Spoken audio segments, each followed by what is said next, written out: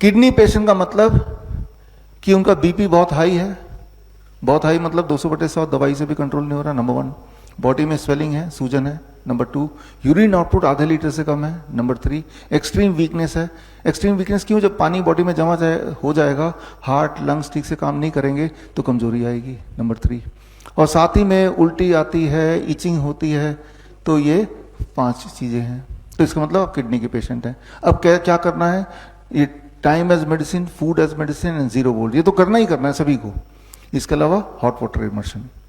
क्यों? क्योंकि 2 किडनी तो काम नहीं कर रही, तो तीसरा किडनी की सहारा लेना है। तीसरा किडनी कौन सा है? Your skin. जब आप गर्म पानी में बैठते हैं 40 डिग्री सेल्सियस और पानी का प्रेशर दबाव पड़ता है बॉडी के ऊपर, तो आपकी स्किन किडनी के रूप में काम करने लगती है। तो ऐसा करने से क्या एक्सपेक्ट करेंगे आप? जब आप हॉट वाटर इमर्शन करेंगे, कहां तक पानी में डूबा होना चाहिए? मान लो नाभि के 1 इंच ऊपर तक, और 1 घंटा बैठिए। लेकिन कुछ लोगों के सवाल है, अभी मैं लूंगा, कि जब हम बैठते हैं तो नोजिया फील होता है, वीकनेस फील होती है, चक्कर आने लगते हैं। ये सारे आपके कुछ लोगों के एक्सपीरियंसेस हैं, है ना? ये सभी को आएंगे, अधिकतर लोगों को। हेल्दी से हेल्दी इंसान भी जब पहली बार बैठेगा हॉट वाटर इमर्शन में, कुछ देर बाद उसको नोजिया फील होगा, ब्रेथलेसनेस फील होगी, है ना? क्योंकि जब आप हॉट वाटर इमर्शन में बैठ रहे हैं तो आपका ब्लड सर्कुलेशन काफी तेजी से बढ़ेगा, आपका हार्ट बीट, आपका पल्स रेट बढ़ेगा। यही जो बढ़ा हुआ है, इसी से आपका skin will become a 3rd kidney. लेकिन क्योंकि कभी पहले अभी ऐसा किया नहीं है, इसलिए बॉडी जल्दी थक जाएगा।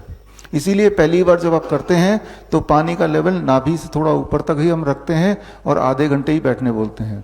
आपको तब तक बैठना है जब तक आप कंफर्टेबल हैं। जैसे ही लगता है कि नोजेटिक लग रहा है, कमजोरी लग रही है, चक्कर आ रहे हैं, धीरे से उठ के बाहर आ जाना है। धीरे से क्यों? क्योंकि जब पानी के अंदर है तो आपका ब्लड प्रेशर कम हो जाएगा, ब्लड प्रेशर कम हो जाएगा।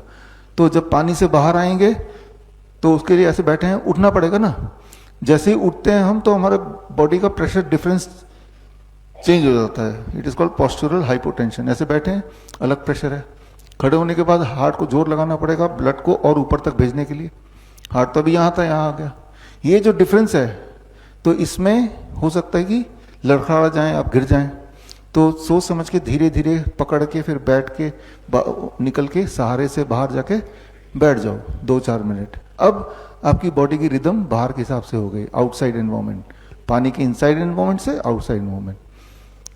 अगले दिन जब आप करेंगे तो आप देखेंगे कि आधे घंटे की जगह 40 मिनट तक आप सस्टेन कर पा रहे हैं। उसके अगले दिन देखेंगे कि और ज्यादा सस्टेन कर पा रहे हैं। तो इस तरह से धीरे धीरे आपकी कैपेसिटी बढ़ेगी। जैसे जब आप जिम में नए नए जाते हैं तो पहले दिन आप उतना कुछ नहीं कर पाते, लेकिन जब रोज करते हैं तो धीरे धीरे स्टेमिना बढ़ती रहती है, हर दिन बढ़ती है ना। तो आपको क्या करना है? आपके सवाल का जवाब है हॉट वाटर इमर्शन। 1 महीने से लेकर 3 महीना लग सकता है, लेकिन एटलीस्ट डायलिसिस जो लोग कराते हैं, डायलिसिस छूट जाती है उनकी, दवाइयाँ छूट जाती हैं, बीपी नॉर्मल होने लगता है, नॉर्मल हो जाता है, स्वेलिंग गायब हो जाती है, यूरिन आउटपुट बढ़ जाता है ना। और ये तीनों चीज होने का मतलब वीकनेस भी चली जाएगी, इचिंग चली जाएगी, वॉमिटिंग चली जाएगी। इचिंग क्यों होती है? जो चीजें पेशाब के रास्ते जाना चाहिए वो तो जा नहीं पा रहा है, तो स्किन के रास्ते बाहर निकलती है। तो ज्यादा निकलेगा टॉक्सिक स्किन के रास्ते, तो स्किन में इचिंग होगी फिर, है ना। तो किडनी के पेशेंट को अलग से क्या करना है? बिसाइड जो आप कर रहे हैं हॉट वाटर इमर्शन करना है। कितनी देर करना है? आइडली 2 घंटे करना है, लेकिन 2 घंटे एक बार में तो नहीं कर सकते। कर लेंगे 10-15 दिन में, धीरे धीरे स्टेमिना बढ़ जाएगा। और जब जैसे स्टेमिना बढ़ेगा, पानी का लेवल भी बढ़ाते जाना है। इतने पानी में बड़ी तेजी से काम करता है, लेकिन इतने पानी में पहले दिन बैठेंगे तो आप उतनी देर बैठ नहीं पाएंगे, है ना, क्योंकि पानी का दबाव इतना होता है कि आपको अनकंफर्टेबल लगेगा, है ना। तो इस तरह से करना है आपको। बड़ी से बड़ी बीमारी का आसान से आसान इलाज घर बैठे ही हो सकता है। अधिक जानकारी के लिए कांटेक्ट करें nearest doctor BRC clinic @home।